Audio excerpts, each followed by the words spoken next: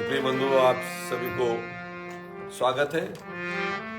हम साधक संजीवनी के तीसरे अध्याय का पाठ सुनने जा रहे हैं। इसको शुरू करते हैं श्री गणेश जी। गजाननं भूतगणाधिसेवितं कपितजम्बूफलचारुभक्षणम् उमासुतं शोकविनाशकारकं नमामि विघ्नेश्वरपादपङ्कजं शान्ताकारं भुजगशयनं पद्मनाभं सुरेशं विश्वाधारं गगनसदृशं मेघवर्णं शुभांगं लक्ष्मीकान्तं कमलनयनं योगी विद्यानगम्यं वन्दे विष्णु भोगहरणं सर्वलोकैकनाथनं त्वमेव माता च पिता त्वमेव बन्धुश्च सखा त्वमेव विद्या द्रविडं त्वमेव सर्वं मम देव त्वमेव सर्वं मम देव त्वमेव सर्वं मम देव वसुदेवसुतं देवं कंसचाणूरमर्दनं देवकी परमानन्दं श्रीकृष्णं वन्दे जगद्गुरुं श्रीकृष्णं वन्दे जगद्गुरुं श्रीकृष्णं वन्दे जगद्गुरुं गुरुर्ब्रह्मा गुरुर्विष्णु गुरुर्देवो महेश्वरः गुरुर्साक्षात् परब्रह्म तस्मै श्री गुरुवे नमः।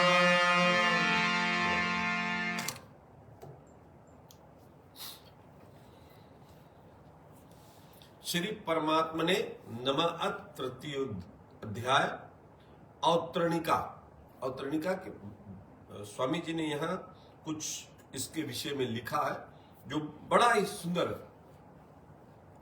श्रीमद् भागवत गीता का उपदेश मनुष्य मात्र के अनुभव पर आधारित है। मनुष्य मात्र के अनुभव पर हम कैसे गीता का अनुभव करें। हम सबका अनुभव अलग अलग है ना, कैसे हम करते हैं। इसका दिव्य उपदेश आरंभ करने पर सबसे पहले भगवान यहां स्पष्ट करते हैं कि शरीर और शरीरी एक दूसरे से सर्वथा भिन्न है। भगवान का यही शुरुआत किया उन्होंने। यानी भक्ति अगर हम लोग सच्चे मन से करना चाहे, अभी तक तो हम लोग भक्ति का का भी नहीं शुरू किए, क्योंकि हम शरीर और शरीरी को एक मान रहे हैं ना। सबसे प्रथम ये कि शरीर शरीरी अलग है। शरीर अनित्य है, असत्य है, एक देशीय है, यानी एक जगह, और नाशवंत है, तथा शरीरी नित्य सत्य सर्वव्यापी और अविनाशी। अतः नाशवान वस्तु का विनाश देखकर दुखी नहीं होना। ये कितनी सुंदर। नाशवान वस्तु को हम देखकर दुखी होते हैं, उनका विनाश होता है। कोई ढह गया, कोई मर गया, कोई बीमार, कोई ये, वो सब नाशवान वस्तु है ना, वो तो होगा ही होगा। तो बोले उसके दुखी होना। और अविनाशी वस्तु की अविनाशिता देखकर उसे बनाए रखने की इच्छा नहीं करना विवेक कहा जाता है। विवेक क्या है यहां बताए, फिर से सुन ले। अतः नाशवान वस्तु का विनाश देखकर दुखी नहीं होना, राइट। और अविनाशी वस्तु की अविनाशिता देखकर उसे बनाए रखने की इच्छा नहीं करना विवेक कहा गया है। क्योंकि जो अविनाशी जो हमारा आत्मा, वो तो बिगड़ेगा नहीं ना, उसको तो बनाने और बिगड़ने का कुछ सवाल ही नहीं होता है। तो उसको बनाने रखने का वो कोई सवाल ही नहीं पैदा होता। बोले मैं शरीर से सर्वथा भिन्न हूं, ऐसा विवेक होने पर ही मुक्ति की अभिलाषा जागृत होती है। शरीर से हम अलग है, तभी हमारा ये मुक्ति के तरफ चलने की अभिलाषा जागृत होती है। मुक्ति की बात तो दूर रही, मुक्ति के तो बोले छोड़ दो, दूर रही। स्वर्ग आदि प्राप्ति की कामना भी अपने को शरीर से अलग मानने पर ही उत्पन्न होती है। स्वर्ग में जाना चाहे तो भी हम अपने आप को जब शरीर से अलग माने तभी कहीं उत्पन्न होती कि हम स्वर्ग चले। तो मुक्ति और प्रभु के धाम में जाना वो तो बहुत दूर रहा। इसलिए भगवान ने अपने उद्देश्य का आरंभ करते ही सबसे पहले विवेक का ही वर्णन किया है। विवेक क्या सत्य है और क्या असत्य है। गीता का उपर्युक्त विवेक प्रकरण दूसरे अध्याय के 11वें श्लोक से आरंभ होकर 30वें श्लोक तक समाप्त होता है। विवेक के इस प्रकरण में भगवान ने आत्मा, अनात्मा, प्रकृति, पुरुष, ब्रह्म, अविद्या, ईश्वर, जीव, जगत, माया आदि किसी भी दार्शनिक शब्द का प्रयोग नहीं किया है। ये जितना अभी बताई से कि 11वें श्लोक से आरंभ होकर 30वें श्लोक तक ये कहीं पर भी आत्मा, अनात्मा, प्रकृति, पुरुष, ब्रह्म ये सब उन्होंने ये शब्द नहीं यूज किए। प्रत्युत सभी मनुष्य सरलता से समझ सके ऐसे ढंग से भगवान ने उसका विवेचन किया है। इसका तात्पर्य यह है कि मात्र मनुष्य परमात्मा प्राप्ति के अधिकारी है। सब मनुष्य, हमको मनुष्य ना, हम सब परमात्मा प्राप्ति के अधिकारी है, कोई दो राय नहीं। क्योंकि मनुष्य शरीर परमात्मा प्राप्ति के लिए ही मिला है। अतः उपर्युक्त विवेक को महत्व देकर मात्र मनुष्य भगवत प्राप्ति कर सकता है।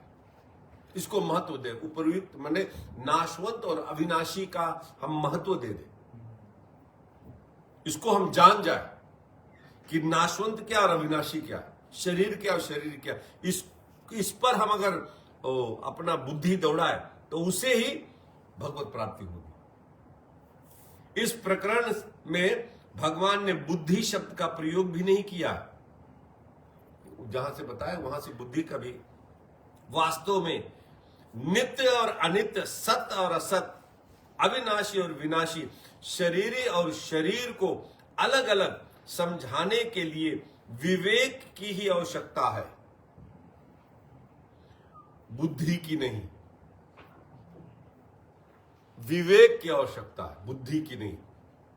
ना विवेक मतलब क्या सत्य है और क्या असत्य, बुद्धि की नहीं। विवेक बुद्धि से परे है। हम लोग सोचते एक ही है, बुद्धि ही विवेक ना।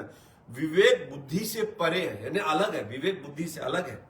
जैसे प्रकृति और पुरुष अनादि है, ऐसे ही उनकी भिन्नता तो प्रकट होने वाला विवेक भी अनादि है। ये विवेक है, भिन्नता प्रकट, यानी ये प्रकृति और ये पुरुष, इनको समझने के लिए जो विवेक है वो भी अनादि है। यही विवेक बुद्धि में प्रकट होता है। ये जो विवेक वो बुद्धि में प्रकट होता है। विवेक और बुद्धि अलग अलग है, लेकिन विवेक बुद्धि में प्रकट होता। या भगवत प्रदत्त विवेक मात्र प्राणियों को नित्य प्राप्त है। जो भगवान की प्राप्ति करने के लिए जो विवेक मिला है ना, वो नित्य प्राप्त हमको, सब मनुष्य को प्राप्त है। लेकिन हम उसको कैसे यूज करें ना, ये हमारे ऊपर है। हम यूज करें या ना करें। पशु पक्षी भी खाद्य अखाद्य पदार्थों की भिन्नता को जानते हैं। पशु पक्षी भी, जो गाय माता होती ना, वो घास खाते, उनको मीट दो तो मीट नहीं खाएगी। इतना तो विवेक उनको है ना कि ना हमारे को घास केवल मिला है, हम मीट नहीं खाएंगे। पशु पक्षी भी ये इतना तो विवेक रखते हैं ना। और जो मांस खाने वाला वो घास नहीं खाएगा, कुत्ते बिल्ली वो घास नहीं खाएंगे, इतना विवेक रखते हैं ना। इसको कहते विवेक, कि क्या करना और क्या नहीं करना। लता वृक्ष में भी सर्दी गर्मी अनुकूलता प्रतिकूलता की भिन्नता का ज्ञान रहता है। पेड़ पालों को भी सर्दी गर्मी, जब सर्दी होती तो वो सिकुड़ जाते हैं, या तो जब हम देखें ऑटम स्प्रिंग होती तो पत्ते झड़ते हैं, वो झड़ जाते हैं, पक जाते हैं। उनको पता चलता कि अब समय आने वाली है, हम क्या करें, कैसे करें, उनको भी पता चलता है अनुकूलता प्रतिकूलता का। बुद्धि प्रधान होने के कारण मनुष्यों को यह विवेक विशेष रूप से प्राप्त है। हम लोग बुद्धि प्रधान, तो ये विशेष रूप से विवेक हमारे को मिला है। पशु पक्षी आदि में तो जीवन निर्वाह मात्र के लिए जड़ पदार्थों का विवेक रहता है, पर मनुष्य अपने विवेक से सदा के लिए जन्म मरण रूप बंधन से मुक्त होकर शाश्वत शांति प्राप्त कर सकता है।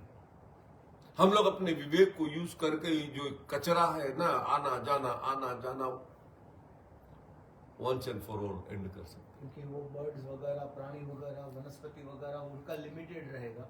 उसको बोलो कि भगवत प्राप्ति करनी है तो उनके पास वो विवेक नहीं है। वो तो भोग योनि है ना, सिर्फ मनुष्य एक को दिया, बस एक को ही। और उस विवेक को यूज करके बोले सदा के लिए जन्म मरण रूप बंधन से मुक्त, सदा, और फिर कभी नहीं जन्मेगा। एक यही मनुष्य के रगड़ लो, उसके बाद में फिर हमको काम नहीं करना पड़ेगा, नहीं तो फिर 8.4 मिलियन में आओ, रगड़ो है बैल की तरह, और बैल में जब तक फिचकुर न हो जाए तब तक और रोकेगा नहीं, गुड़ खिला कर चलाएंगे। यही मनुष्य के विवेक की विशेषता है, यही हमारे मनुष्य की विवेक की विशेषता है। विवेक जागृत होने पर, अर्थात शरीर और शरीरी की भिन्नता का अनुभव होने पर, इसको जानना, इसको अनुभव करना। शीशा में जाकर खड़े होकर देखो, जैसे जैसे हम लोग अपनी परछाई को देखते हैं ना, वो हम है नहीं। जो उधर खड़ा मेरे को देख रहा है ना, वो हम नहीं है ना। ऐसे इधर जो खड़ा उधर देख रहा, वो भी हम नहीं है, क्योंकि वो भास हो रहा है ना। हाँ, वो जैसे वो भास हो रहा वैसे ये भास हो रहा है। ये हमको समझना है कि इधर से जो खड़ा उधर देख रहा है ना, वो नहीं है, उधर से जो खड़ा इधर देख रहा ये भी नहीं है। न ये सत्य है, न वो सत्य है? अष्टावक्र जी ने जैसे कहा, ना ये सत्य न वो सत्य, न इधर का सत्य न उधर का सत्य, दोनों मिट रहे हैं। ये जानना, यहां बोले इनको मानना है। शरीर शरीरी का अनुभव होने पर, अनुभव होने लगो, देखो, सोचो कि नहीं ये मेरा नहीं है। अपने हाथ को देखो और बोलो ये मेरा नहीं है। हार्ड है ना, लेकिन यही सत्य है, सत्य यही है। हार्ड तो है, क्यों हार्ड है? क्योंकि हम लोग जन्म जन्मांतर से ही कहते हैं मेरा, ये मेरा, ये मेरा, ये मेरा, ये मेरा, ये मेरा। तो जो हमारे में संस्कार है ना, वो इसी जन्म में इतना दूर तक लेके आए।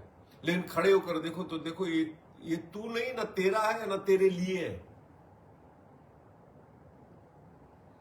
अनुभव होने लगे, जानने मानने की बात बोले, अनुभव होने पर अपने कहलाने वाले शरीर इंद्रियां मन बुद्धि सहित संसार का सर्वथा संबंध विच्छेद हो जाता है। इसमें अनुभव करने लगो तो संसार से हमेशा के लिए, सब चीज से संबंध विच्छेद है, क्योंकि ये मैं नहीं हूं, जो कि वास्तव में है। अभी जैसे कहा ना, वो जो कि वास्तव में है, यही कि हमारा नहीं है, ये इसको हमने मान रखा है, और वो विवेक से पता चलेगा। और बुद्धि शुद्ध तथा सम हो जाती है, अर्थात बुद्धि का विषम भाव मिट जाता है, बुद्धि सम हो जाती है। कर्म योग में बुद्धि के एक निश्चय की प्रधानता है, कर्मयोग का मतलब एक निश्चय की प्रधानता। यहां सांख्य योग में विवेक की, भक्ति योग में श्रद्धा विश्वास की एवं कर्म योग में निश्चयात्मिका बुद्धि की प्रधानता रहती है। तीन है, सांख्य योग यानी ज्ञान योग को, ज्ञानियों को विवेक की प्रधानता है, और भक्ति योग को श्रद्धा और विश्वास कि है भगवान है, हाँ है वो मेरा है, और कर्म योग में निश्चयात्मिक बुद्धि की प्रधानता है। राइट, आगे क्या कहते हैं, कर्म योग में विवेक तथा श्रद्धा विश्वास ना होते हो ऐसी बात नहीं है। नहीं, ये नहीं कि इसमें विवेक ही है, इसमें श्रद्धा विश्वास ही है और इसमें निश्चयात्मक बुद्धि ही, ऐसा नहीं है। पर मुख्यतः एक निश्चयात्मिका बुद्धि रहती है। ऐसे ही सांख्य योग और भक्ति योग में भी एक निश्चयात्मिका बुद्धि रहती है। भक्ति में भी सांख्य योग में एक निश्चयात्मिका बुद्धि कि मेरे को ठाकुर जी को ही प्राप्त करना, वो निश्चयात्मिका बुद्धि रहती है। मनुष्य का जब अपने, ये बहुत बढ़िया होते, मनुष्य का जब अपने कल्याण तथा परमात्मा प्राप्ति का ही एक निश्चय हो जाता है, तब उसे अनुकूलता और प्रतिकूलता बाधा नहीं पहुंचाती, और इस प्रकार बिना कुछ किए ही उसकी बुद्धि स्वतः सम होने लगती है। एक निश्चय हो जाए कि मेरे को वो चाहिए, मेरे को चाहिए, तो बुद्धि सम होने लगेगी। किसके लिए करे, कि यहां क्यों इधर करे, क्यों उधर जाए। बुद्धि को सम करने के लिए तभी तक कहा जाता है जब तक बुद्धि में संसार का महत्व, आकर्षण, खिंचाव रहता है। बुद्धि को सम यानी हानि लाभ सुख दुख सर्दी गर्मी, वो बीच में आने का कब तक कहने, जब तक बोले संसार को हम महत्व देते, उनमें खिंचाव होती, तभी तक। जब बीच में आ जाए फिर उसमें बात ही नहीं रहेगी ना, फिर तो आप बीच में आ गए, सारे द्वंद्व मिट गए, खत्म हो गए। आप सर्दी गर्मी में सम हो गए, एक बार सम हुए तो हर समय सर्दी गर्मी में आप सम रहोगे। ऐसे नहीं कि सर्दी विंटा में हम सम हो जाए, अगले विंटा में हम फिर गड़बड़ा जाए, ऐसा नहीं। आप एक बार सम हो गए तो सम हो गए, फिर सर्दी आए गर्मियां हानि लाभ सुख दुख कुछ भी, आप सम हो गए तो सम हो गए। एक निश्चयात्मिका बुद्धि हो जाने पर संसार का महत्व, आकर्षण, खिंचाव स्वतः मिटने लग जाता है। स्वतः मिटाना नहीं पड़ता। एक हो कि मेरे को ठाकुर जी की ही प्राप्ति होगी चाहिए, ये उनको। फिर आप देखोगे कि यार इसके लिए कहा, ये क्यों इसमें हम फंसे, इसमें क्यों फंसे, इसमें क्यों फंसे। ये सबसे इंपॉर्टेंट है लक्ष्य, नहीं कि हमको ठाकुर जी ही प्राप्ति करनी, बस। ऐसी निश्चयात्मिका बुद्धि होने पर भोग और संग्रह की आसक्ति को महान बाधक बताया गया है। इस तरह कर्म योग में निश्चयात्मिका बुद्धि की अत्यंत आवश्यकता बताने के बाद भगवान अर्जुन को समभाव पूर्वक कर्तव्य कर्म करने के लिए विशेष रूप से कहते हैं। समभाव कि बीच में आ जाओ और तुम कर्म करो।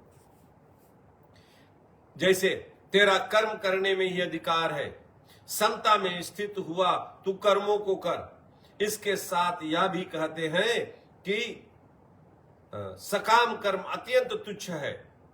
आगे कहते हैं तू सम बुद्धि का आश्रय ग्रहण कर। समता पूर्वक कर्म करने वाला पुरुष पाप और पुण्य दोनों का यहां जीवित अवस्था में ही त्याग कर देता है। इसलिए तू समता की प्राप्ति के लिए ही प्रयत्न कर, क्योंकि समता ही कर्मों में चतुरता है। समता बीच में आ जाओ। गीता में कहते बीच में आ जाओ। अर्जुन के मन में युद्ध न करने का आग्रह पहले से ही था।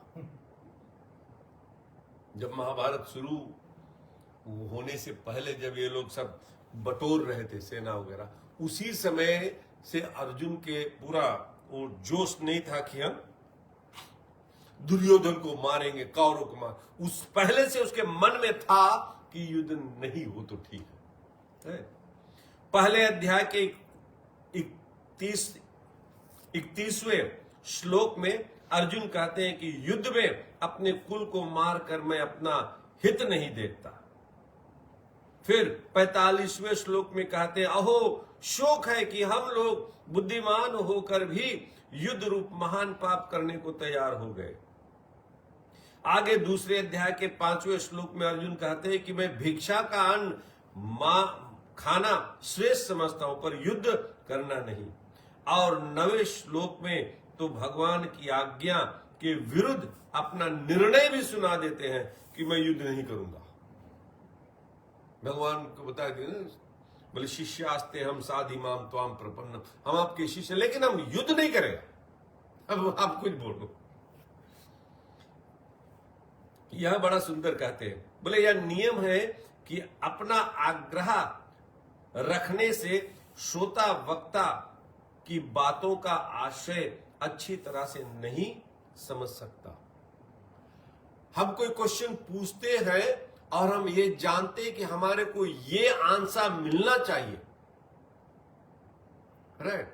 तो उस श्रोता वो जो बोल रहा है ना, वक्ता को अच्छी तरह से सुनेगा नहीं, क्योंकि हम वही सुनना चाहते हैं। हम जो सुनना चाहते हैं वो अगर वो नहीं बोल रहा तो हम वो नहीं सुनेंगे। वही यहां कहते हैं, उनका आग्रह था ना। यही कारण है कि अपना युद्ध ना करने का आग्रह रखने से अर्जुन भी उपर्युक्त परिणाम में भगवान के वचनों का आशय अच्छी तरह से नहीं समझ सके। क्यों कहते, कभी आप कभी कुछ कहते हो, कभी कुछ कहते हो, एक निश्चय कर मेरे लिए बात कहो, ऐसे ना, ये बातें उसमें ऐसे तो, क्योंकि उसके दिमाग में तो ये है कि हमें बोल दे कि नहीं तुम युद्ध नहीं करो। बोले आप एक तरफ सन्यास करते हो, एक तरफ कर्म करने को भी कहते हो, तो कर्म हमारे को ये इतना भयंकर जो लड़ाई इसमें क्यों जोड़ते थे मेरे को ना, वो तो निकलना चाहता था ना।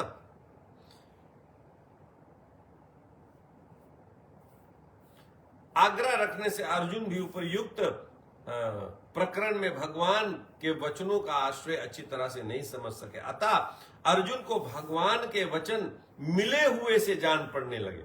इसलिए भगवान का अभिप्राय क्या है, वे मेरे कल्याण के लिए कौन सा साधन श्रेष्ठ समझते हैं, इसका खुलासा कराने के लिए अर्जुन आगे के 2 श्लोकों में भगवान से प्रश्न करते हैं। वो कंफ्यूज है अर्जुन अभी, युद्ध नहीं करो तो अच्छा कितना जन के मैं मार डालूंगा, पाप लगेगा, ये है, क्योंकि वो अपने मन में सोच लिया ना। अब भगवान इतना पूरा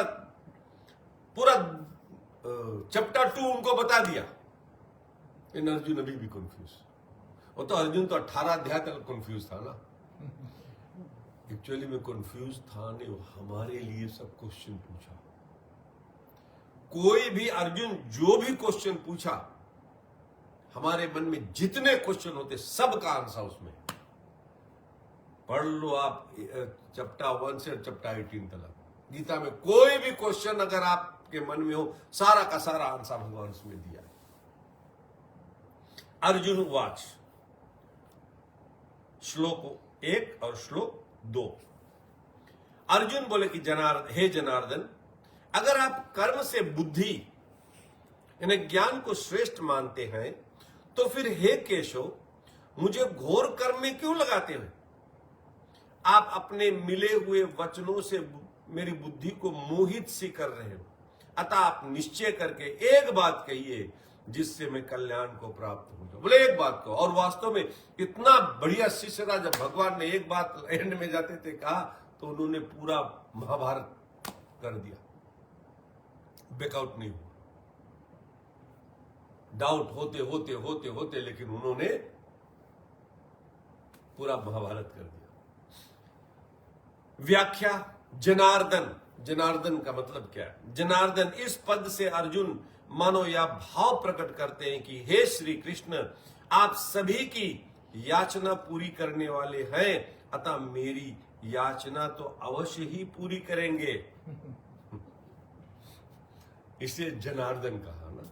यहां पर देखो बड़ा सुंदर भगवान एक दूसरे को जो संबोधन करते हैं ना, उसके पीछे कई कई बात होते हैं। भगवान अर्जुन को कौन्तेय बोलते हैं, पार्थ बोलते हैं, और अर्जुन भगवान को जनार्दन बोलते हैं, मधुसूदन बोलते हैं। ये सब ऐसे एवी नहीं बोल देते हैं, उसके पीछे कोई ना कोई और है। कौन्तेय बोलते हैं, एक कौन्तेय। भगवान कौन्तेय उस समय यूज करना चाहते हैं जब कोई दृढ़ बात होता कि आपकी कुंती मैया दो कितना दृढ़ निष्ठ है और आप यहां से पीछे भाग रहे हो, इसीलिए वो कहे कौन्तेय, यानी अपनी कुंती मां को देखो, नहीं वो कितनी दृढ़ निष्ठ है और आप ऐसे विचल रहे हो। तो जो एक दूसरे को बोल रहे उसके पीछे सब है। क्यों ये लोग कहते? मनुष्य के अंतःकरण में एक कमजोरी रहती है। हमारे अंतःकरण में एक कमजोरी क्या? कि वह प्रश्न करके उसके उत्तर के रूप में भी वक्ता से अपनी बात अथवा सिद्धांत का ही समर्थन चाहता है।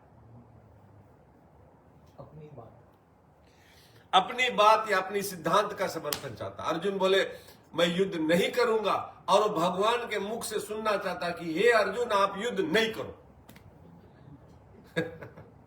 अब यह सुनना चाहता कि हे अर्जुन महाभारत छोड़ के तू भाग जा, नहीं यह सुनना चाहता था अर्जुन। इसे कमजोरी इसलिए कहा है कि वक्ता के निर्दोषता का, चाहे वह मनोनुकूल हो अथवा सर्वथा प्रतिकूल, पालन करने का निश्चय ही शूरवीरता है। शेष सब कमजोरी या कायरता ही कही जाएगी। कायरता यहां इसलिए भगवान कहा है कि ये कायरता है क्योंकि हम अपने मन की बात जानना चाहते कि हम जैसा है ऐसे है। हमारी मन की बात अगर स्वामी जी बोल दे तो हम हैप्पी है, लेकिन अगर हम जो सोचते हैं उससे अलग अगर स्वामी जी बोले और मेरे को कष्ट होगा है ना, तो ये मेरे को बर्दाश्त नहीं होगा। लेकिन अगर वो स्वामी जी की बात सुनकर उस पर कूद पड़े, इसके लिए वो शूरवीरता है। क्योंकि सब ये संतों की बात सुनकर संतों के पीछे सब नहीं चल सकते। इसके लिए यहां दो कितना अच्छा बोले कि पालन करने का निश्चय ही शूरवीरता है। हमारे मन की बात में हमने एक क्वेश्चन पूछा, आप जो भी बोल मैं उस पर चलने के लिए तैयार हूं, इसको कहते शूरवीरता। अब नहीं ये तुमने थोड़ा अच्छा इस स्वामी थोड़ा गड़बड़ बोले, और कोई दूसरे से पूछी जाए, और कोई, और कब तक पूछेगा जब तक अपने मन की बात हमारे जैसा वो ना बोल दे, तब हम उससे हैप्पी नहीं रहेंगे। जो हमारे जैसा बोल दिया तो हमें वाह वाह वाह ये तो स्वामी जी बड़े बढ़िया है। वो तो हम लौकिक जगत में घर में भी ऐसा ही करते। हाँ, सही। हमारे माइंड में कोई चीज सेट होती है तो हम बोलते हैं ऐसे ही जैसे हम एक्सपेक्ट करते हैं कि सामने वाला हमारी बात को मान ले। हाँ। तो मान ले तो हम खुश है, नहीं माने तो फिर सही। हाँ, शेष सब कमजोरी या कायरता ही कही जाएगी। इसे कायरता ही कही जाएगी क्योंकि हम लोग कूदते नहीं ना। इतनी बढ़िया बढ़िया बात सुनकर भी हम लोग कूदते नहीं, मतलब हम कायर, शूरवीर नहीं। हम ये चाहते हैं कि हमारे मन की बात हो, हम जैसा चाहे वैसा हो, तो ऐसा तो होगा नहीं। भगवान की तरफ चलना है तो कई चीजें त्यागना है, कई चीजें छोड़ना है, कई अपने मन को बस में करना है। हम सोचते हैं अगर ये छोड़ देंगे तो इतना स्वाद फिर हम मिली नहीं। अरे लहसुन प्याज छोड़ दे तो फिर उसमें खाना में स्वाद ही कहाँ रहे। शराब छोड़ दे तो फिर, मीट छोड़ दे तो फिर, हम कूदना ही नहीं चाहते उनमें। नहीं, कितनी हम जो हमारे को निषिद्ध कर रहे, जो नहीं करना चाहिए, वो हम करते जा रहे जानबूझकर, क्योंकि हम कूदना नहीं चाहते। हम वही कायरता, हम कायर बने हुए हैं ना। इस कमजोरी के कारण ही मनुष्य को प्रतिकूलता सहने में कठिनाई का अनुभव होता है। इस कमजोरी के कारण कि हम कूदे नहीं, और अगर कूद गए तो फिर हम आ गए, कूद गए तो कूद गए, उसे कठिनाई नहीं। जब वह प्रतिकूलता को सह नहीं सकता, है, तब वह अच्छाई का चोला पहन लेता है, अर्थात जब भलाई के वेश में बुराई आती है तब भलाई की वेश में बुराई आती है। नहीं, भलाई ऐसे है ना कि लोग कहते हैं, डॉक्टर मेरे को कहता कि एक गिलास वाइन पियो, अब वो बुराई है भलाई के वेश में आती है। नहीं, बुराई है लेकिन वो भलाई के वेश में आती है, ये गड़बड़ी है। तो वही यहां कहते हैं, जो बुराई भलाई के वेश में आती है उसका त्याग करना बड़ा कठिन होता है। जो बुराई भलाई के वेश में आती है ना, उसका त्याग करना बड़ा कठिन होता है। यहां अर्जुन ने भी हिंसा त्याग रूप भलाई, कि हम इनको नहीं मारेंगे इसमें हमारा भला होगा, इनको मारेंगे तो हमारी बुराई होगी ना, हम लड़ाई नहीं करेंगे इसमें मेरी भलाई है। तो यहां पर अर्जुन भी हिंसा त्याग रूपी भलाई के वेश में कर्तव्य त्याग रूप बुराई आई, उसका कर्तव्य त्याग रूप बुराई है। अतः वे कर्तव्य कर्म से ज्ञान को श्रेष्ठ मान रहा था। वो कर्तव्य कर्म को ज्ञान श्रेष्ठ मत कि हम ज्ञानी है यार, हम लड़ाई नहीं करेगा, लेकिन हमें भले कर्तव्य छूट जाए लेकिन हम लड़ाई नहीं करेगा, क्योंकि हम जानते हैं कि ये लड़ाई करने से पाप लगेगा, ये होगा। ये कितनी बात बोला अर्जुन ने। भगवान कह रहे पंडितों की जैसे तू बातें बना रहा है, इतना बात बना डाला पंडितों के जैसे। इसी कारण वे यहां प्रश्न करते हैं कि यदि आप कर्म से ज्ञान को श्रेष्ठ मानते हैं तो फिर मुझे युद्ध रूप घोर कर्म में क्यों लगाते। भगवान ने दूसरे अध्याय के 39वें श्लोक में बुद्धि योगे पद से सम बुद्धि यानी समता की ही बात कही थी। बीच में आ जाओ, परंतु अर्जुन ने उसको ज्ञान समझ लिया। अर्जुन ने समझ लिया कि ये ज्ञान है, हम ऐसे करें नहीं, कर्तव्य नहीं हमारे, एक ज्ञान है। कर्तव्य समता में आ जाए यानी हानि लाभ सोचकर युद्ध करो, नहीं, इसको भगवान कहा तो वो सोचा कि नहीं ये ज्ञान है, ज्ञान बकार, लेकिन हम उसमें उतरेंगे नहीं। यानी ज्ञान मिल जाए लेकिन वो हमारे अंदर में जो जैसे हमारे आचरण में ना आए तो ज्ञान की क्या फायदा। वही यहां पे अतः वे भगवान से कहते हैं कि हे जनार्दन, आपने पहले कहा कि मैंने सांख्य में या बुद्धि कह दी, इसी को तुम योग के विषय में सुनो। इस बुद्धि से युक्त हुआ तू कर्म बंधन को छोड़ देगा, परंतु कर्म बंधन तभी छूटेगा जब ज्ञान होगा। बोले आपने कहा कि कर्म करो लेकिन उसका बंधन छोड़ दो, तो बोले जब कर्म बंधन छूटेगा तब मतलब जब ज्ञान होगा तब छूटेगा ना, तो ज्ञान को पहले वो करता, कर्म को बाद में रखा। अब आपने यह भी कह दिया कि बुद्धि योग अर्थात ज्ञान से कर्म अत्यंत निकृष्ट है। नहीं, ज्ञान से कर्म खराब है, तो फिर बोले तुम काहे हमें कर्म में लगाता, कर्म के तो आप वैसे बोलता खराब है, तो फिर हम मेरे को क्यों कहते हो कि लड़ाई कर, ये तो कर्म है ना। अगर आपकी मान्यता से कर्म से ज्ञान श्रेष्ठ है, उत्तम श्रेष्ठ है, तो फिर मेरे को शास्त्र विहित यज्ञ दान तप आदि शुभ कर्मों में भी नहीं लगना चाहिए, केवल ज्ञान में ही लगना चाहिए। अर्जुन ने ऐसे सोचा, अब हम केवल ज्ञान में लगे, ये शुभ कर्म ये तो कर्म हो गया ना, इसमें नहीं लगना है। परंतु इसके विपरीत आप मेरे को युद्ध जैसे अत्यंत क्रूर कर्म में, जिससे दिन भर मनुष्यों की हत्या करनी पड़ती है, क्यों लगा रहे हो, क्यों इसमें लगाते हो। पहले अर्जुन के मन में युद्ध करने का जोश आया हुआ था और उन्होंने उसी जोश में भरकर भगवान से कहा कि हे अच्युत, दोनों सेनाओं के बीच में मेरे रथ को खड़ा कर दीजिए, जिससे मैं देख लूं कि यहां मेरे साथ दो हाथ करने वाले कौन हैं। परंतु भगवान ने जब दोनों सेनाओं के बीच में भीष्म और द्रोण के सामने तथा राजाओं के सामने रथ खड़ा करके कहा कि तू इन कुरुवंशियों को देख। तब अर्जुन का कौटुंबिक मोह जागृत हो गया। मोह जागृत होने से उनकी वृत्ति युद्ध से, कर्म से उपरत होकर ज्ञान की तरफ हो गई। अभी लड़ना चाहता था, अब वो कर्म से अब वो ज्ञान की तरफ हो गया, क्योंकि लड़ने से अपने ही परिवारजन को मारेंगे ना, तो मोह के कारण अब वो ज्ञान की तरफ जाने लगा।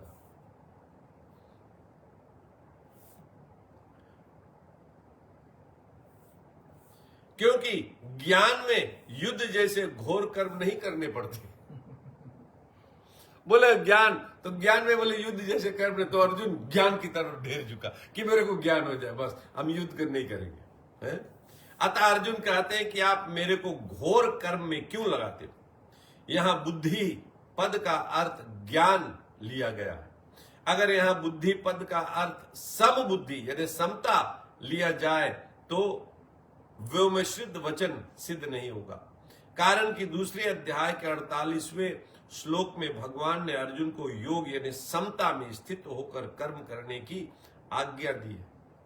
व्योमश्रित वचन तभी सिद्ध होगा जब अर्जुन की मान्यता में दो बातें हो, और तभी यह प्रश्न बनेगा कि अगर आपकी मान्यता में कर्म से ज्ञान श्रेष्ठ है तो फिर मेरे को घोर कर्म में क्यों लगाते हैं?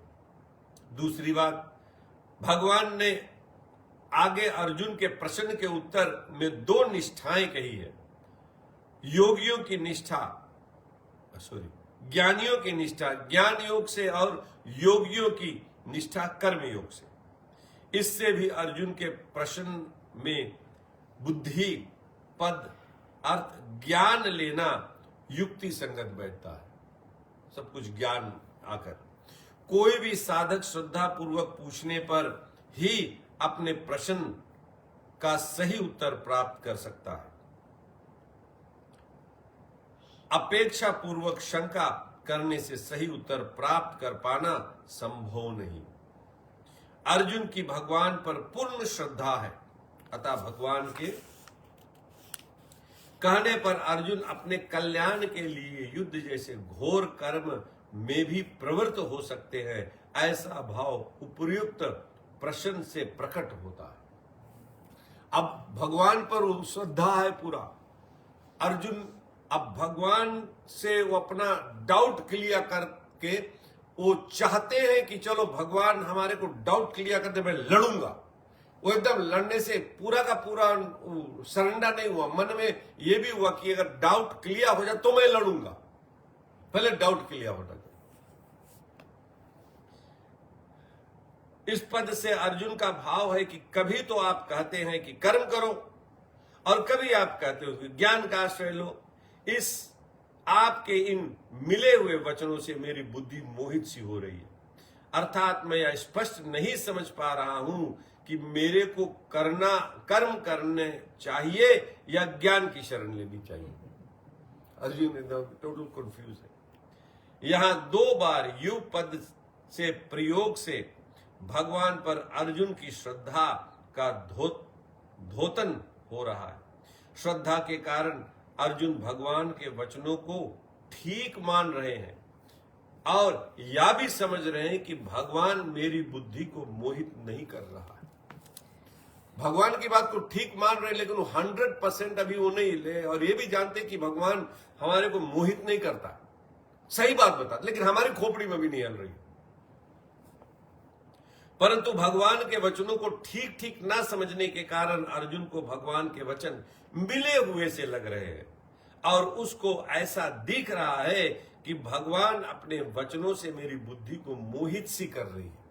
ऐसे दिखेगा, बोला उन्होंने बोला था ना कि आपके वचन से मेरी बुद्धि मोहित हो रही है, यहां वहां जा रही है, मोहित सी हो रही है।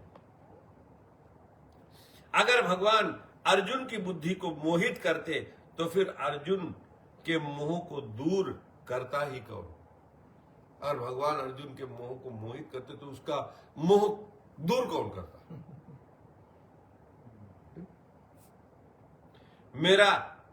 कल्याण कर्म करने से होगा या ज्ञान से होगा, इसमें से आप निश्चय करके मेरे लिए एक बात कहिए जिससे मेरा कल्याण हो जाए। यहां पर अर्जुन अपना कल्याण चाहते हैं और कुछ नहीं चाहते कि मेरा कल्याण कैसे हो। हमारा भी यही उद्देश्य होना कि हमारा कल्याण कैसे हो, कल्याण इस संसार में हम कैसे जिए ताकि हम भगवान के धाम को जा सके, हमारा कल्याण कैसे हो। ये हमारी निश्चय, ये हमारी नहीं होती कि हमारा कल्याण कैसे हो। ये भी सुन ले, ये भी सुन ले, ये भी सुन ले, ये भी सुन ले, किससे हमारा कल्याण होगा। मैंने पहले भी कहा था कि जिससे मेरा निश्चित कल्याण हो वह बात मेरे लिए कहिए, और अब भी मैं वही बात कह रहा हूं। बोल बांके बिहारी लाल की एक कीर्तन हो जाए तब चलते हैं।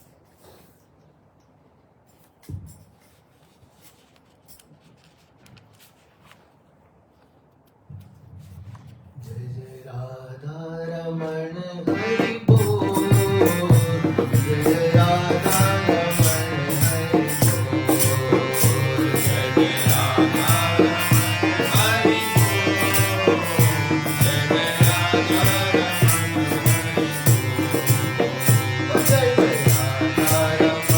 हरि बोल, जय जय राधा रमण हरि बोल, जय जय राधा रमण हरि बोल, जय जय राधा रमण हरि बोल, जय जय राधा रमण हरि बोल, जय जय राधा रमण, जय जय राधा रमण, जय जय राधा रमण,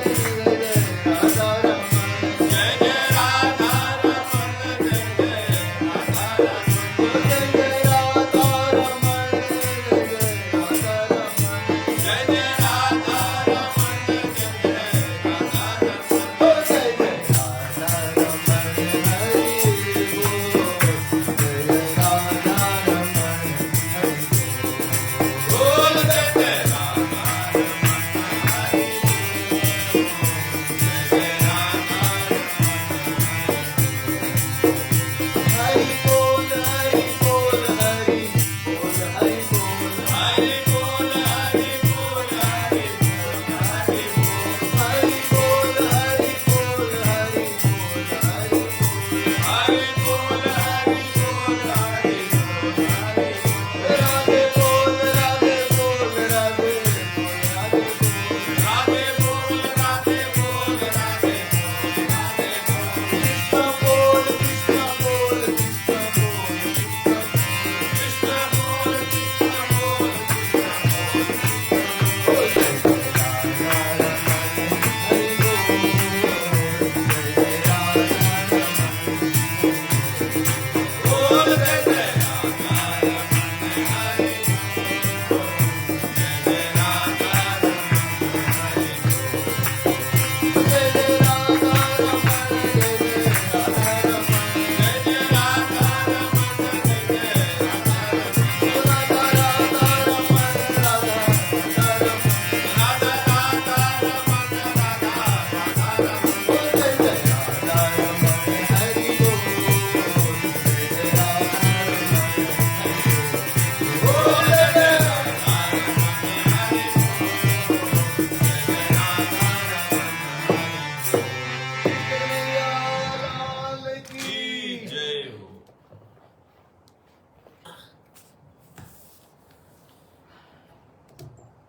संबंध। अब आगे के तीसरे, चौथे और पांचवें श्लोक में भगवान अर्जुन के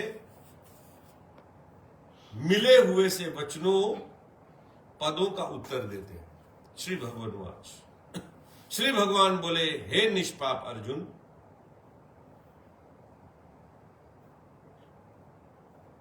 इस मनुष्य लोक में दो प्रकार से होने वाली निष्ठा मेरे द्वारा पहले कही गई है।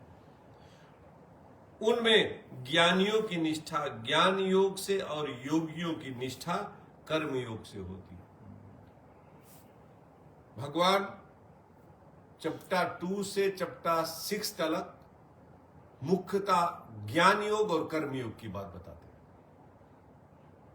उधर फिर 7, 8, 9 से फिर उधर भक्ति योग की बात थोड़ा जस्ती करेंगे।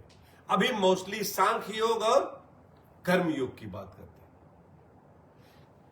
एक जगह वो है, संस्था है, श्रीमद् भागवत गीता पढ़ते हैं, लेकिन केवल चैप्टर 6 तक, चैप्टर 6 से आगे नहीं पढ़ेंगे, क्योंकि उसमें सांख्य यानी ज्ञान योग और कर्म योग की है।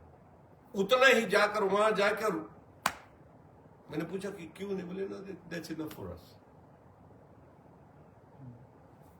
मैंने कहा ये भी ऐसे कैसे हो सकता है, पूरा ग्रंथ है, पूरा एक बार पढ़ लो, देखो कि क्या है। अब चैप्टर 6 पे जाकर रुक जाते हैं, 1 से 6 ही पढ़ेंगे। तो यहां पर भगवान तो ज्ञानियों की, ज्ञान योग और योगियों की यानी निष्ठा यानी कर्म योग की बात बताते। अर्जुन युद्ध नहीं करना चाहते थे, अतः उन्होंने समतावाचक यानी बुद्धि शब्द का अर्थ ज्ञान ले लिया। भगवान ने बुद्धि जब बोला तो उन्होंने सोच लिया ज्ञान। तो ज्ञान और कर्म अलग अलग है। हम क्यों कर्म करें जब ज्ञान हमको चाहिए? नहीं? परंतु भगवान ने पहले बुद्धि और बुद्धि योग शब्द से समता का वर्णन किया था, अतः यहां भी भगवान ज्ञान योग और कर्म योग दोनों के द्वारा प्रापणीय समता का वर्णन कर रहे हैं। अनध अर्जुन के द्वारा अपने आश्रय यानी कल्याण की बात पूछी जानी ही उनकी निष्पापता है। यहां पर भगवान देखो, जैसे मैंने बताया ना, भगवान बोले हे निष्पाप अर्जुन। तो निष्पाप अर्जुन कैसे हुए? यहां पर अर्जुन ने अपने कल्याण की बात पूछी कि मेरा कल्याण कैसे हो, उससे वो निष्पाप हो गया। हम अपना कल्याण एकदम कि हमारा कल्याण कैसे हो, हम कैसे भगवान की तरफ चले, केवल उसके तरफ मुंह घूम जाए, हम निष्पाप हो जाते हैं। सन्मुख हो ये जीव मोहे जब ही, रामायण में सन्मुख हो ये जीव मोहे जब ही, जन्म कोटि अग्र नाश ही तब ही, इमीडिएटली। वही बात है ना। अर्जुन यहां जब अपने कल्याण की बात पूछा तो भगवान ने कह दिया हे निष्पाप अर्जुन, तू निष्पाप हो गया क्योंकि तू हमारे तरफ मुंह कर लिया है ना। अब हमारे पास आना चाहता, तू अपना कल्याण करना चाहता है, तो पाप नहीं रहा।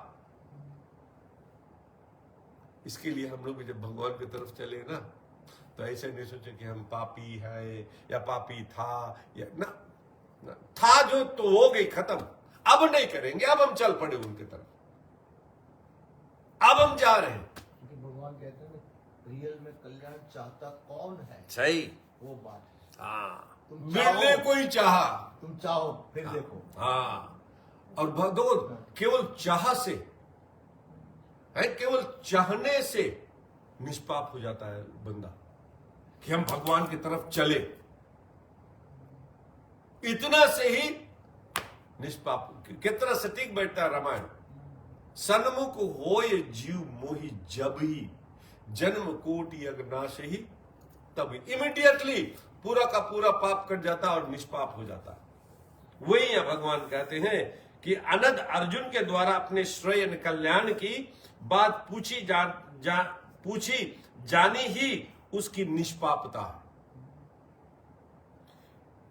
क्योंकि अपने कल्याण की तीव्र इच्छा होने पर साधक के पाप नष्ट हो जाते हैं। अपने कल्याण की तीव्र इच्छा होने की, मेरे को ठाकुर जी ही चाहिए, तीव्र इच्छा हो, सारे के सारे पाप। कितना छूट दे रखा है भगवान ने। और यही बात आप भागवत जी से कनेक्ट करो तो भगवान की बांसुरी बजी और गोपियां सब छोड़ के भागी, बस तीव्रता, हाँ, बांसुरी बजी भागी और भागी, हाँ, पाप पुण्य सब खत्म, सब खत्म, और खाली बस मेरा एक लक्ष्य हो गया कि मुझे उसको मिलना है। हाँ। और जो ना जा पाए उसका तो वही समझ, इतना विरह उनके हुआ कि जो पाप पुण्य था वो यहीं पर खत्म हो, शरीर त्याग कर चले गए भगवान से मिलने। अपने कल्याण चाहिए ना। देखिए इतना ये बात मेरे को बहुत अच्छा लगा। स्वामी जी जिस तरह से यहाँ बताया, पूरा का पूरा पाप नष्ट हो जाता। जैसे हम लोग सोचे कि अब हमारा कल्याण कैसे हो, क्या करूं मैं कि ठाकुर जी मेरे को मिल जाए, क्या करूं मैं, तो वो आकुलता आ जाएगी ना। यहां लोके पद का अर्थ मनुष्य शरीर समझना चाहिए, क्योंकि ज्ञान योग और कर्म योग दोनों प्रकार के साधनों को करने का अधिकार अथवा साधक बनने का अधिकार मनुष्य शरीर में ही है। निष्ठा अर्थात समभाव में स्थित एक ही है। जैसे दो प्रकार की प्राप्ति किया जा सकता है, ज्ञान योग से और कर्म योग से। इन दोनों योगों का अलग अलग विभाग करने के लिए भगवान ने दूसरे अध्याय के 39वें श्लोक में कहा है कि इस समबुद्धि को मैंने सांख्य योग के विषय में कह दिया है, अब इसे कर्म योग के विषय में सुनो। पूरा पद का अर्थ अनादि काल भी होता है और अभी से कुछ पहले भी होता है।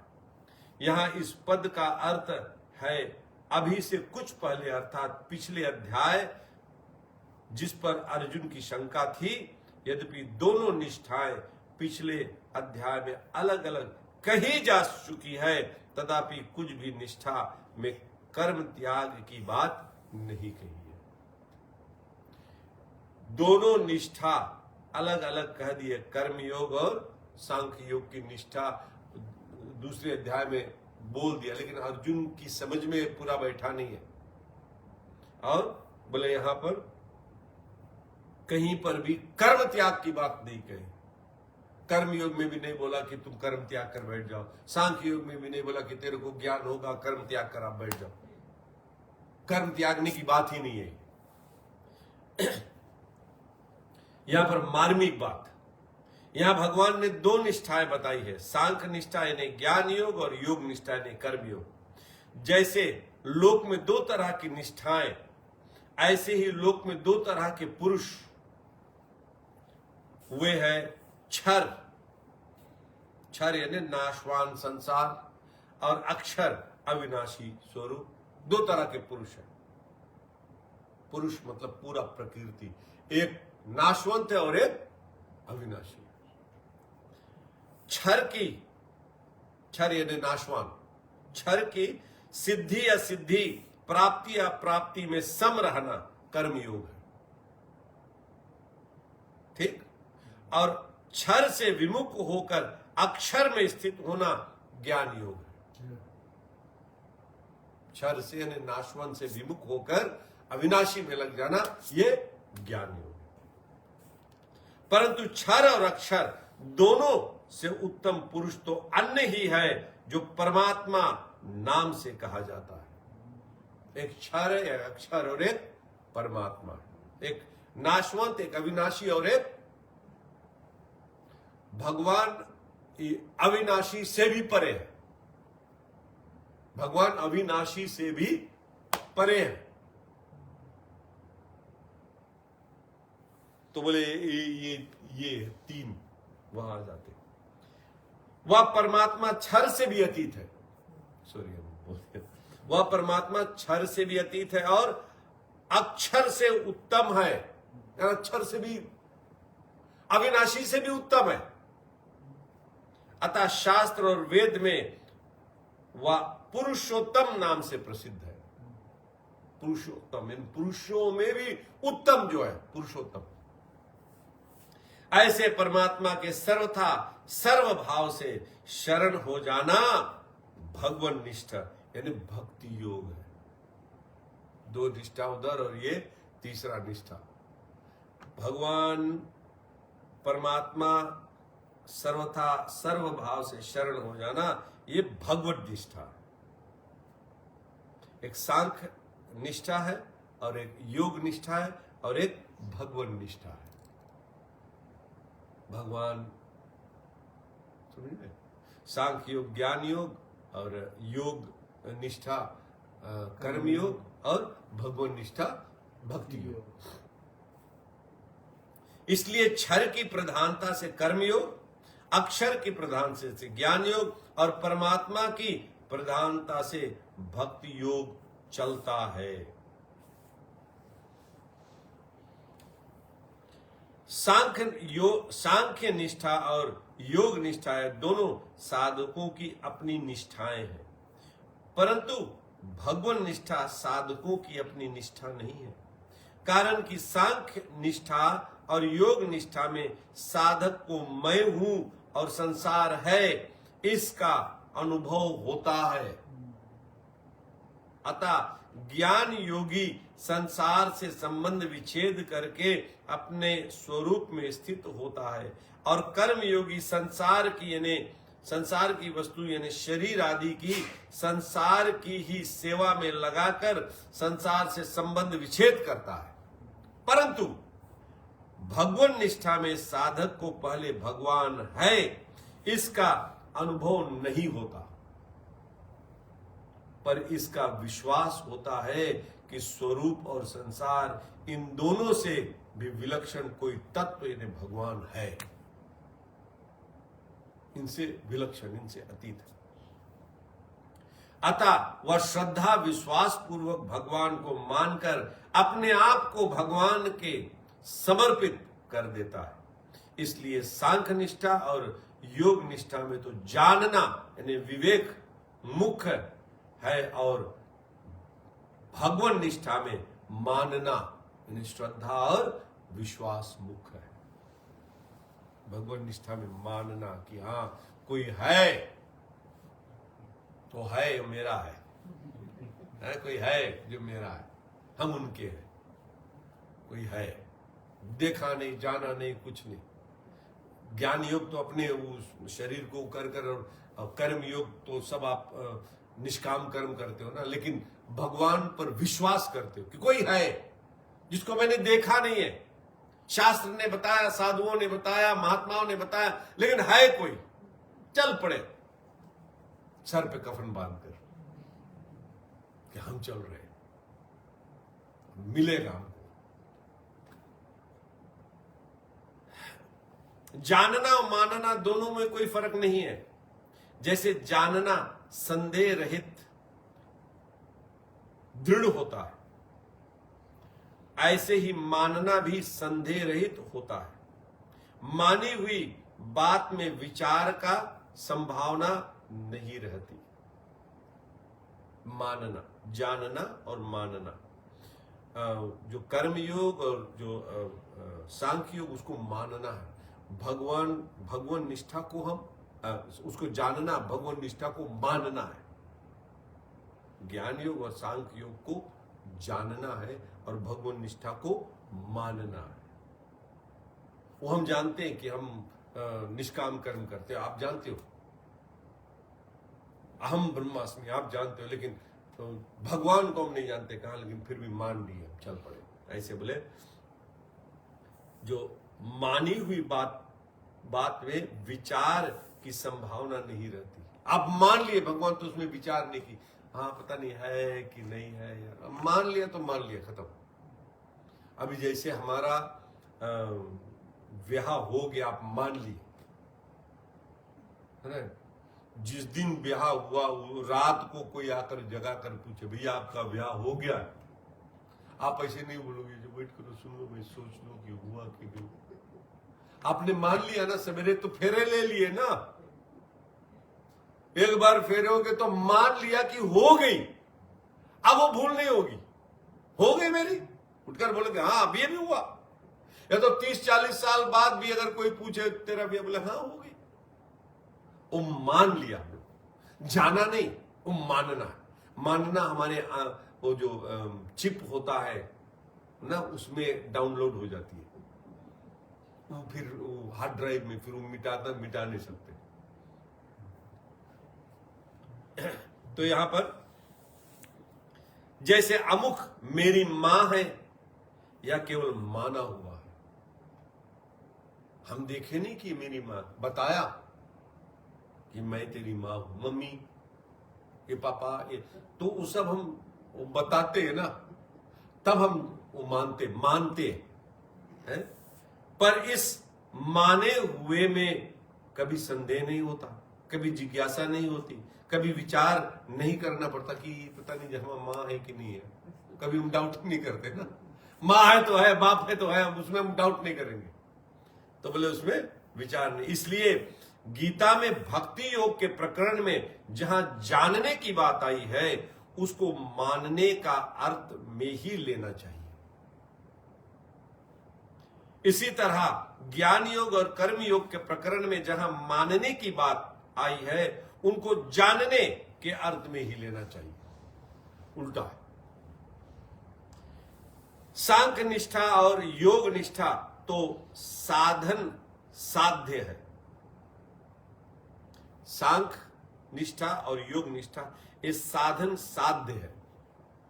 आप साधन करते करते इसमें साधन करना पड़ता है। कर्म करो, निष्काम कर्म करो, आप वो अपने शरीर को अपने से अलग करो, ज्ञान में हो जाओ, सांख्य योग, ये साधन करना पड़ता है नहीं, और साधक पर निर्भर है। अरे साधक पर निर्भर, कितना निष्कामता में आप हो, कितना आप वो करते हो नहीं। पर भगवान निष्ठा साधन साधन नहीं है। भगवान निष्ठा साधक भगवान और उनकी कृपा पर निर्भर रहती है। भगवान निष्ठा जब हो जाए, भगवान पर विश्वास हो जाए, समझो क्या कि मेरा एफर्ट नहीं है, वो उधर से आया है। भगवान निष्ठा में साधक भगवान और उनकी कृपा पर निर्भर रहता है। साधक भगवान और उनकी कृपा पर, अब जहां ले चलो प्रभु जी हम वहीं जाएंगे, अब मेरे को कुछ परवाह ही नहीं, तो भगवान पर निर्भर रहता है। क्योंकि साधन से वो मिलने वाला नहीं ना। कर्म योग और ज्ञान योग साधन करते हैं, हम एफर्ट लगाते हैं उसमें ना। ये भगवान निष्ठा एफर्ट से नहीं कुछ होता है, कृपा से होती है और विश्वास। भगवान निष्ठा का वर्णन गीता में जगह जगह आया है। जैसे इसी अध्याय में पहले 2 निष्ठाओं का वर्णन करके फिर 30वें श्लोक में भक्ति का वर्णन किया गया है। 5वें अध्याय में भी 2 निष्ठाओं का वर्णन करके 10वें श्लोक में और अंत में पदों से भक्ति का वर्णन किया गया है इत्यादि। प्रकृति से उत्पन्न संपूर्ण गुण ही गुणों में बरत रहे हैं। संपूर्ण क्रियाएं और गुणों में इंद्रियों में ही हो रहे हैं, और मेरा इन से कुछ भी संबंध नहीं है, ऐसा समझकर समस्त क्रियाओं में कर्तापन के अभिमान का सर्वथा त्याग कर देना ज्ञान योग है। ज्ञान योग देखो कैसे कि जितने हमारे इंद्रियां हैं वो अपने काम कर रहे हैं, मैं नहीं कर रहा। आंख देखने का काम कर रहा हूं, देख रहा, कान सुनने का काम वो सुन, मैं नहीं कुछ कर रहा। मैं यानी आत्मा, मैं नहीं कुछ कर रहा। सब इंद्रियां जितने हैं सब बोले इनसे कुछ भी संबंध नहीं हमारा, जो कि हकीकत में है। लेकिन वो जो प्रतीति है ना, वो ज्ञान योग की है।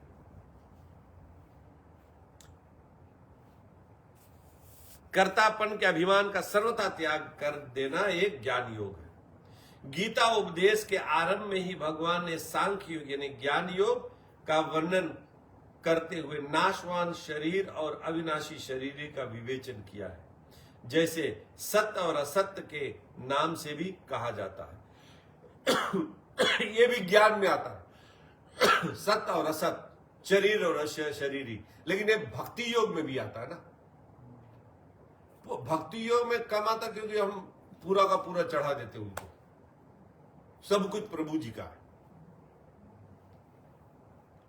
वर्ण आश्रम स्वभाव और परिस्थिति के अनुसार जो शास्त्र विहित कर्तव्य कर्म सामने आ जाए, उसको उस कर्म अथवा उसके फल में कामना, ममता और आसक्ति का सर्वथा त्याग करके करना तथा कर्म की सिद्धि और असिद्धि में सम रहना यह कर्म योग है।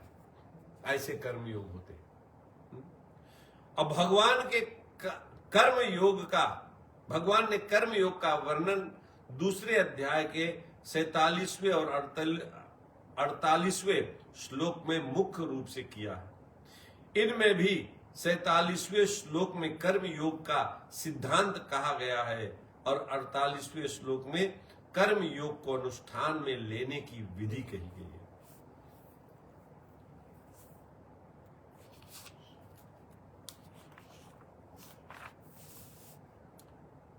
श्लोक नंबर 4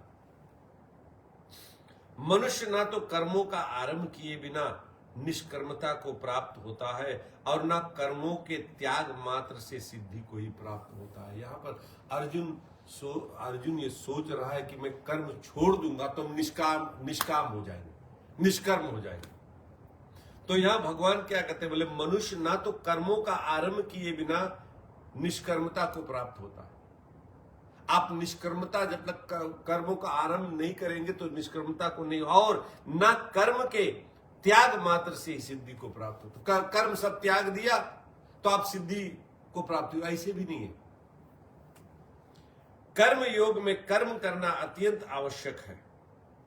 कर्म योग की बात है, कर्म करना एकदम 100% आवश्यक है। कारण कि निष्काम भाव से कर्म करने पर ही कर्म योग की सिद्धि होती है। कर्म करो लेकिन निष्काम भाव से करो, तब कर्म योग की सिद्धि होती है। यह सिद्धि मनुष्य को कर्म किए बिना नहीं मिल सकती। मनुष्य के अंतःकरण में कर्म करने का जो वेग विद्यमान रहता है, उसे शांत करने के लिए कामना का त्याग करके कर्तव्य कर्म करना आवश्यक है। कामना रख कर कर्म करने पर वह वेग मिटता नहीं, प्रत्युत बढ़ता है।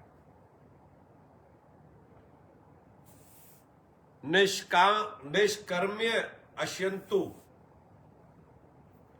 पदों का आशय यह है कि कर्म योग का आचरण करने वाला मनुष्य कर्मों को करते हुए भी निष्कर्मता को प्राप्त होता है। जो कर्म योग करते हैं ना, काम करते हुए भी फल की इच्छा ना करे और उसके सम हो जाए ना, तो निष्कर्मता को प्राप्त होता है। यानी समझो कुछ भी नहीं कर रहा, कर्म करते हुए भी अगर आप सम हो जाओ तो निष्कर्मता आ जाती। वही भगवान ने कहते कि अगर फंस गए उसमें ना तो फंस गए, लेकिन निष्कर्मता आ जाती उसमें। जिस स्थिति में मनुष्य के कर्म आकर्म हो जाते हैं, कर्म करते करते आकर्म हो जाता है कि मैं नहीं करता, शरीर कर रहा है, मैं कुछ भी नहीं करता, अर्थात बंधन कारक नहीं होता है, उस स्थिति को निष्कर्मता कहते हैं। कामना से रहित होकर किए गए कर्मों में फल देने की शक्ति का उसी प्रकार सर्वथा अभाव हो जाता है, जिस प्रकार बीज को भूनने अथवा उबालने पर उसमें पुनः अंकुर देने की शक्ति सर्वथा नष्ट हो जाती है। कर्म करें हम लोग और उसको निष्काम कर्म करें, फल की कुछ भी इच्छा ना करें, तो ऐसे कि जैसे आप बीन का बिया उबाल लो ना, या तो उसको भूज लो और बो तो नहीं उगेगा ना, ऐसे ही वो कर्म है कि सर्वथा अंकुर होगा ही नहीं। अगर हम कोई कर्म करें इन रिटर्न कुछ भी ना, निष्काम कर्म करें, तो हमारे को अंकुरित नहीं होगा कुछ। अतः निष्काम मनुष्य के कर्मों में पुनः जन्म मरण के चक्कर में घूमने की शक्ति नहीं रहती। एक बार बिया खत्म हो गया तो खत्म हो गया, वो उगेगा ही नहीं ना, खत्म। तो निष्काम कर्म वाले जो है मनुष्य है, वो फिर जन्म कर्म वाले चक्कर में नहीं पड़ते। कामना का त्याग तभी हो सकता है जब सभी कर्म दूसरों की सेवा के लिए किया जाए। कामना का, जब हम कुछ अपने लिए करते तो कामना होती, जब हम संसार के लिए करते हैं, दूसरों के लिए, संसार के लिए, संसार कहां से शुरू किया जाए? सनातन यहां से शुरू किया, ये संसार है ना, यहां से शुरू करें। अब इस संसार को इतना खिला पिला कर तो मस्ती में नहीं कर दो, हमसे ये संसार है, इसको खूब खिलाओ, खूब पिलाओ, जैसे मांगो, इसकी खूब सेवा करो, इस संसार को खूब सेवा करो। तो गड़बड़ है ना, उसको हम उल्टा ले ले कि ये भी तो संसार है ना, इसको खूब खिलाओ, खूब पिलाओ, बाद में फिर देखेंगे उस समय। लेकिन वो शुरू में आया था ना कि संसार की आसक्ति हो जाएगी तो तुम्हारा ये शुरू में बिगिनिंग में आया था, पतन हो जाएगा फिर। हाँ, क्योंकि वो अभी तो जब हम वो भोग रहे हैं तभी वो समय हमारा ज्ञान नष्ट हो गया है ना, हाँ। तभी तो ये आ गए उसके अंदर। हाँ, उस समय पता नहीं चलेगा, हाँ, क्योंकि परमात्मा को तो भूल ही गए ना, जब हाँ। इस पर फोकस हो गए तो खत्म। हाँ, तो हाँ, जब इस पर ही वो खिलाने पिलाने को, तो ठाकुर जी तो गए ना। हाँ, क्योंकि वो फोकस में कृष्ण रहे ही ना, वो बात। हाँ। कामना का त्याग तभी होता है जब सभी काम दूसरों की सेवा के लिए किया जाए, अपने लिए नहीं। कारण कि कर्म मात्र का संबंध संसार से है और अपना यानी स्वरूप का संबंध परमात्मा से है। अपने साथ कर्म का संबंध है ही नहीं। अपने जो आत्मा जो अंदर में है ना, वो कर्म के साथ है ही नहीं। इसलिए जब तक अपने लिए कर्म करेंगे तब तक कामना का त्याग नहीं होगा, और जब तक कामना का त्याग नहीं होगा तब तक निष्कर्मता की प्राप्ति नहीं होगी। इस श्लोक में पूर्वार्ध में भगवान ने कर्म योग की दृष्टि से कहा है कि कर्मों का आरंभ किए बिना कर्म योग की निष्कर्मता की प्राप्ति नहीं होती। अब श्लोक के उत्तरार्ध में सांख्य योग की दृष्टि से कहते हैं। अब इस एक श्लोक में दोनों कर दिया, कर्मयोग और सांख्य योग दोनों कर दिया। सांख्य योग की दृष्टि में कहते हैं कि केवल कर्मों का स्वरूप से त्याग कर देना सांख्य योग की सिद्धि अर्थात निष्कर्मता की प्राप्ति नहीं होती। स्वरूप से केवल शरीर से काम छोड़ दिया और बोलो हम कर्म नहीं कर रहे, तो ये भी नहीं, क्योंकि कोई भी एक क्षण भी भगवान कहते हैं कर्म किए बिना नहीं रह सकता। हम चुपचाप बैठे तो भी कर्म हो रहा है, सो गए तो भी कर्म हो रहा है, सांस ले रहे तो भी कर्म है, वो सब कर्म है। भगवान कहते कोई भी एक क्षण भी कर्म किए बिना नहीं रह सकते। लेकिन वो कर्म को हम अपना मान ले बंधन, वो कर्म ठाकुर जी को मान ले तो छुट्टी होगी। सिद्धि की प्राप्ति के लिए उसे कर्तापन यानी अहंता का त्याग करना आवश्यक है। अतः सांख्य योग के लिए कर्मों का स्वरूप से त्याग करना मुख्य नहीं, प्रत्युत अहंता का त्याग ही मुख्य। अहंता की मैं कर रहा हूं ये त्याग करना, स्वरूप से त्याग करना कि ये मैं कर रहा हूं ये त्याग करना कि मैं कुछ भी नहीं कर रहा हूं। सांख्य योग में कर्म किए भी जा सकते हैं और किसी सीमा तक कर्मों का त्याग भी किया जा सकता है, परंतु कर्म योग में सिद्धि प्राप्ति के लिए कर्म करना आवश्यक है। वो जो सांख्य योग है, तुम एक जगह एक समय जाते थे, तुम कर्म अगर त्याग भी दिया तो खत्म, क्योंकि तुम जब उससे मिल गए ना, परमात्मा से मिल गए, फिर बात खत्म होगी। लेकिन कर्म योग में जब तक मर नहीं जाओगे तब तक आपको करना पड़ेगा। कर्म योग सिद्धि प्राप्ति के लिए कर्म करना आवश्यक है। जब तक ठाकुर जी नहीं मिल जाए, सिद्धि नहीं मिल जाए ना, तब तक कर्म करना आवश्यक है। मार्मिक बात।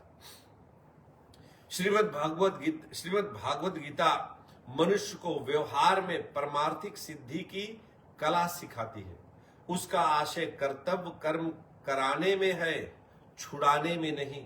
इसलिए भगवान कर्म योग और ज्ञान योग दोनों ही साधनों में कर्म करने की बात कहते हैं। कहीं पर नहीं कर इसकी कर्म छोड़ दो, सब जगह बोल इसकी कर्म करो कर्म करो कर्म करो, कहीं नहीं बोल इसकी कर्म छोड़ो। यह एक स्वाभाविक बात है कि जब साधक अपना कल्याण चाहता है तब वह संसारिक कर्मों से उकताने लगता है और उन्हें छोड़ना चाहता है। इसी कारण अर्जुन भी कर्मों से उकता कर भगवान से पूछते हैं कि जब कर्म योग और ज्ञान योग दोनों साधनों में, दोनों प्रकार के साधनों का तात्पर्य समता से है, तो फिर कर्म करने की बात आप क्यों कहते हो? मुझे युद्ध से घोर कर्म में क्यों लगाते हो? परंतु भगवान ने दोनों ही प्रकार के साधनों में अर्जुन को कर्म करने की आज्ञा दी है। चाहे सांख्य योग हो या कर्म योग हो, कर्म करना ही है। दोनों जगह कर्म करने की आज्ञा दी है। इससे सिद्ध होता है कि भगवान का अभिप्राय कर्मों को स्वरूप से छोड़ने में नहीं, स्वरूप से कि हम बैठ जाए निठल्ला हो जाए, ऐसा नहीं है, छोड़ने में नहीं है। प्रत्युत कर्म कर्म कराने में है। भगवान कर्म कराना चाहते। अर्जुन को कहते तो इसको पूरा मार, इसको कर्म कराना चाहते कि तू कर, मैं बैठा हूं।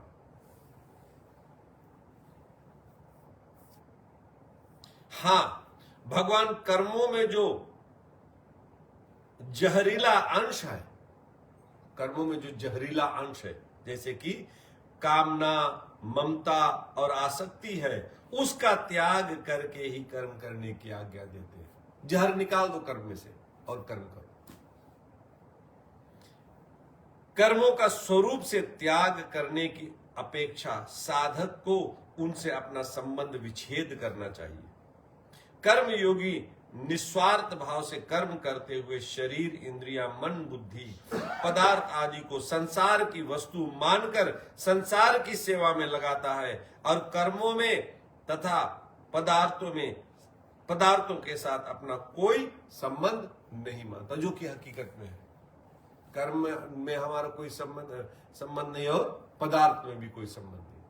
सत्य और असत्य के विवेक की प्रधानता है।